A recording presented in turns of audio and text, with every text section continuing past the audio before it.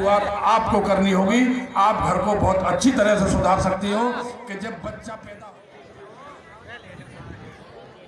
करुणा के सागर तथागत भगवान बुद्ध को नमन और मंच पर आसीन भिक्षु संत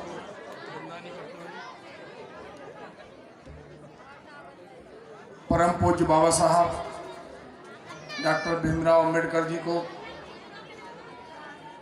नमन करते हुए, हमारी जो माताएं बहनें बैठी हैं और जो साथी बैठे, बहुत कम समय लूँगा लेकिन थोड़ा सा ध्यान चाहूँगा आपका। थोड़ी बात बंद कर दें तो ठीक रहेगा। जो भी वक्ता आए उसकी बात को थोड़ा सुनने का कष्ट करें। वक्ता आते रहेंगे, मेरे बाद में भी बोलेंगे, क्योंकि सब लोग अपनी बात कहने के लिए आपके बीच में चलकर आए हैं, तो उनकी बात को सुनने का भी थोड़ा सा ध्यान चाहेंगे।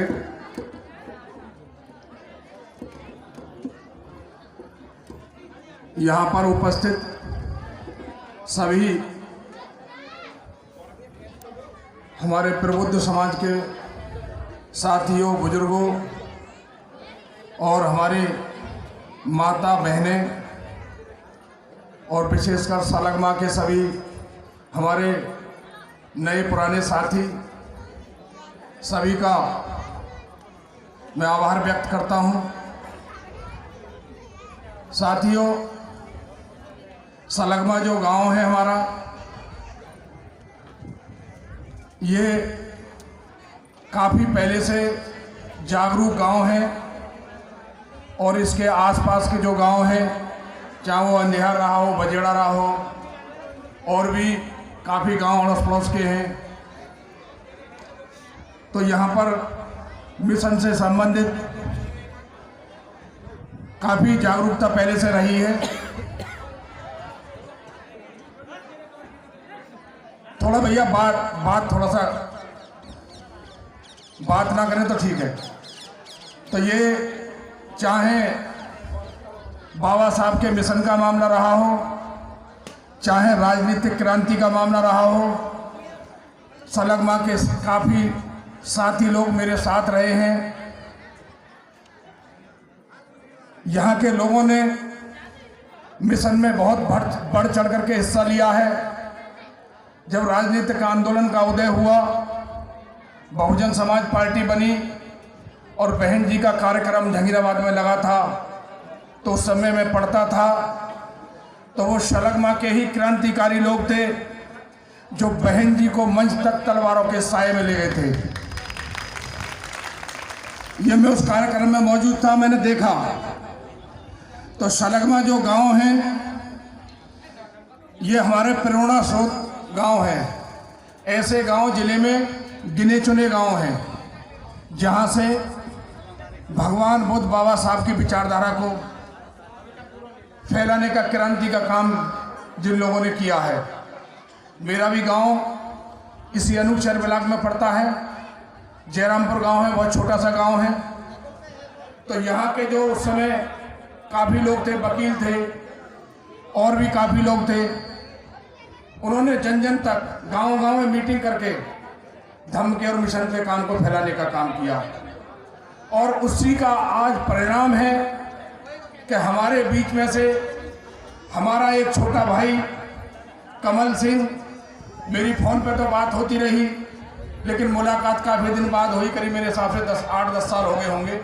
तो जब वो भी छोटा सा था, तो उस समय मैंने उनके जज्बे को देखा। कमल सिंह के अंदर जज्बा था समाज में काम करने का, मिशन को आगे बढ़ाने का, और उसी जज्बे का आज परिणाम आप देख रहे हैं। मुझे बहुत भारी खुशी हो रही है कि इतना बड़ा काम आज सलग्मा में हुआ है, क्योंकि सलग्मा की धरती पर पैदा हुए, उन्होंने सलग्मा से संस्कार लिए, तो जो उससे अगली वाली पीढ़ी थी जिन्होंने काम किया, उनके दिल में वो बात बैठी और बैठने के बाद आज ये कारवां यहाँ तक बढ़ा। तो ये बहुत ही धन्यवाद के पात्र हैं जिन लोगों ने इसमें सहयोग किया है। मैं तो कहता हूँ कि सलग्मा में कोई व्यक्ति पैदा हुआ है और वो जब इतना धर्म का काम कर रहा है, सारा सलगमा ही धन्यवाद का पात्र है। ये सबके हित के लिए, सबके संस्कार के लिए कि केंद्र बनाया गया है। अब मैं थोड़ी सी और बात कहूँगा, क्योंकि काफ़ी वक्ताओं ने अपनी बात बहुत विस्तार से रखी है। हमारा भी गांव जयरामपुर पड़ता है। मैं अपने प्रैक्टिकल की बात बता रहा हूँ, बात गांव की बता रहा हूँ, लेकिन बिल्कुल प्रैक्टिकल है और फैक्ट है।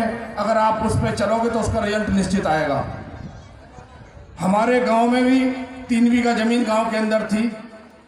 हमसे पहली वाली पीढ़ी ने उसको संरक्षित किया, और जब हमने होश संभाला तो हमने भी उसमें काम किया। तो वहाँ पर आज उसमें करीब 2 करोड़ रुपए की लागत से इतनी बड़ी बिल्डिंग, उसकी बाउंड्री, अंदर इंटरलॉकिंग, बाबा साहब की स्टैचू बन करके तैयार हो गई। और हमारे गांव में एक लाइब्रेरी की स्थापना की गई है, अंबेडकर सभागार एवं पुस्तकालय। और वो अंबेडकर सभागार पुस्तकालय इतना अच्छा सुंदर बना हुआ है, जिसमें टेबल लगी हुई है, और उसमें हमने करीब 45 कुर्सी डलवाई हैं। एक कुर्सी की कीमत 4000 रुपये है। बच्चों के पढ़ने के लिए वहाँ पर ट्यूटर की व्यवस्था की गई है। और हम उसी बाबा साहब के धर्म को, भगवान बुद्ध के धर्म को, बाबा साहब के बताए हुए रास्ते को, उस पर चल करके कुछ करने की कोशिश कर रहे हैं। उसी क्रम में 6 दिसंबर 2021 को हमारे गांव के सब लोगों ने मिलकर एक कार्यक्रम का आयोजन किया। हमने विचार किया कि हम मीटिंग करते हैं, 14 अप्रैल पर करते हैं, 6 दिसंबर पर करते हैं, बुद्ध पूर्णिमा पर करते हैं, और मंच पर भाषण देते हैं, अपनी अपनी बात रखते हैं, चले जाते हैं।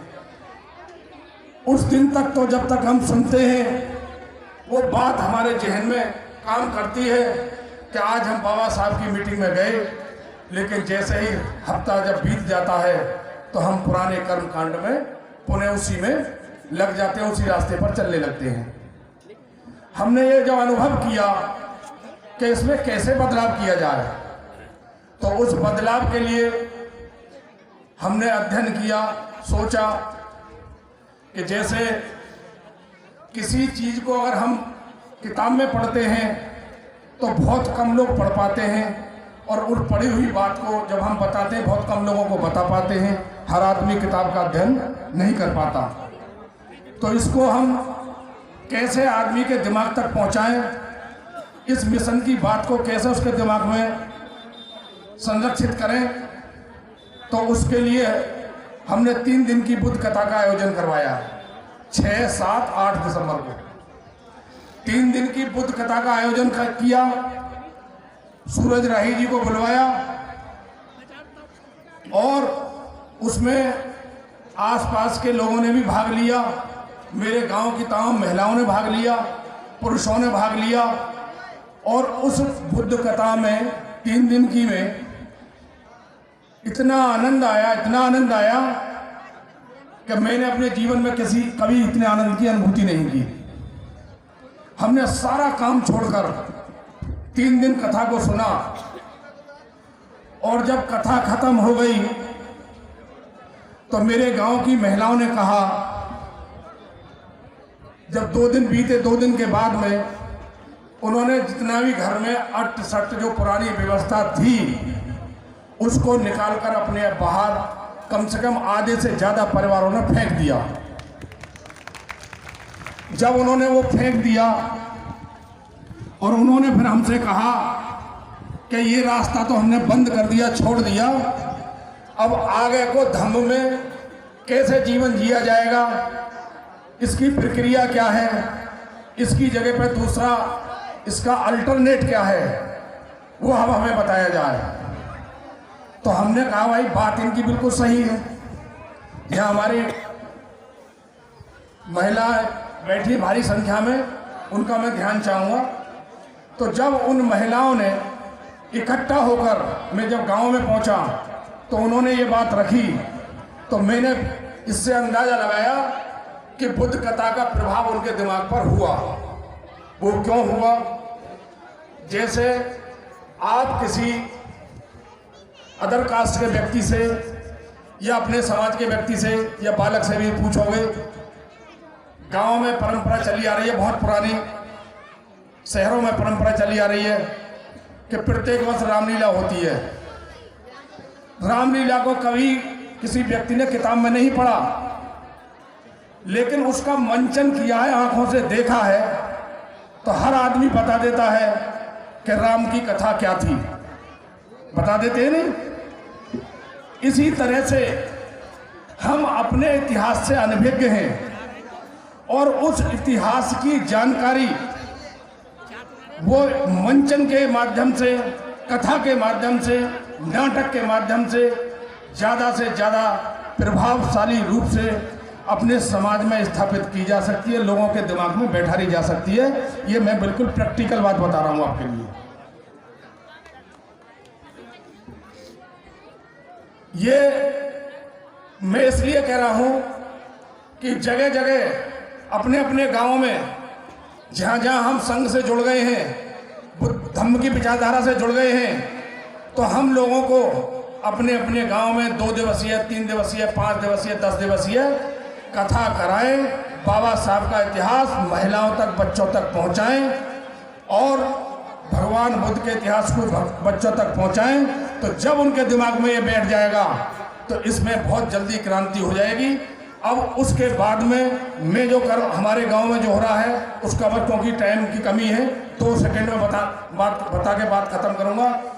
तब से 1 साल हो गया, हमने गांव में माइक की व्यवस्था कराई और प्रत्येक रविवार को शाम को 7 बजे से 10 बजे तक बुद्ध वंदना का कार्यक्रम होता है, 3 घंटे का, और उसमें महिला संगीत मंडली हमने बना दी। सारी महिलाएं बाबा साहब के भजन, भगवान बुद्ध के भजन गाती हैं और बुद्ध वंदना करती हैं। जो हमारी पढ़ने वाली स्कूल की छात्राएं, बेटियां थीं, जो पाली भाषा को जानती भी नहीं थी, आज वही बेटियां बुद्ध वंदना को कराती हैं, उसका अनुवाद बताती हैं, और इतनी तेजी से दिमाग पर असर पड़ा और उसकी क्रांति का परिणाम है कि बच्चे पढ़ने की तरफ चल रहे हैं, धम्म की तरफ चल रहे हैं, पुरानी विचारधारा को छोड़ चुके हैं। तो जैसे यहाँ बुद्ध विहार बन गया है, यहाँ भी मेरा अनुरोध है, संडे के दिन कोई भी समय निकाल करके उसको यहाँ बुद्ध वंदना का कार्यक्रम हो, उसमें महिलाएं भाग लें, क्योंकि किसी समाज में परिवर्तन तब तक नहीं हो सकता जब तक हमारी महिला आगे नहीं आएंगी, और जब महिला आगे आ जाएंगी तो समाज में परिवर्तन की लहर शुरू हो जाएगी। क्योंकि एक महिला, एक बेटी जो यहाँ सीख करके जाएगी, अपने ससुराल में जब पहुँचेगी तो अगले आगे वाले परिवार में भी, आगे वाले गांव में भी वहाँ जाकर के क्रांति करेगी। शुरुआत आपको करनी होगी। आप घर को बहुत अच्छी तरह से सुधार सकती हो कि जब बच्चा पैदा हो जाएंगे उसके दिमाग में भगवान बुद्ध बाबा साहब का जब बीज रोपित कर देंगे, और आगे जब चल करके वो वृक्ष बनेगा, जब वो बड़ा होगा तो वहाँ धम्म ही धम्म दिखाई देगा, बाबा साहब दिखाई देंगे, भगवान बुद्ध के विचार दिखाई देंगे, और ये पुरानी परंपरा धीरे धीरे छूटती चली जाएगी। कि जो लोग बड़े हो गए हैं, कुर्तियों को नहीं छोड़ रहे हैं, उनको समझाना बड़ा मुश्किल काम है, लेकिन हमारी महिलाएं अगर बच्चों में बाबा साहब और धम्म का विचार पैदा कर देंगी तो आगे आने वाली जो फसल होगी वो भगवान बुद्ध और बाबा साहब के विचारों की होगी, और जो नहीं मान रहे हैं वो धीरे धीरे निकल जाएंगे, अपने समय से जब चले जाएंगे। अगली पीढ़ी जरूर बाबा साहब भगवान बुद्ध की पीढ़ी होगी, ऐसा मेरा मानना है। ये हमने प्रैक्टिकल करके देखा है और ये चल रहा है। तो सभी गाँव में अपने जगह जगह संघ बनाएं, महिलाओं का संघ बनाएं, और प्रत्येक रविवार को बुद्ध वंदना का कार्यक्रम हो, इससे जरूर क्रांति आएगी, ऐसा मेरा विश्वास है। सभी लोग इस पर अमल करेंगे। और यहाँ तो इतनी अच्छी जगह बन गई है कि इस जहाँ जगह नहीं है वहाँ परेशानी हो सकती है, लेकिन यहाँ तो इतना सुंदर बुद्ध विहार बना है।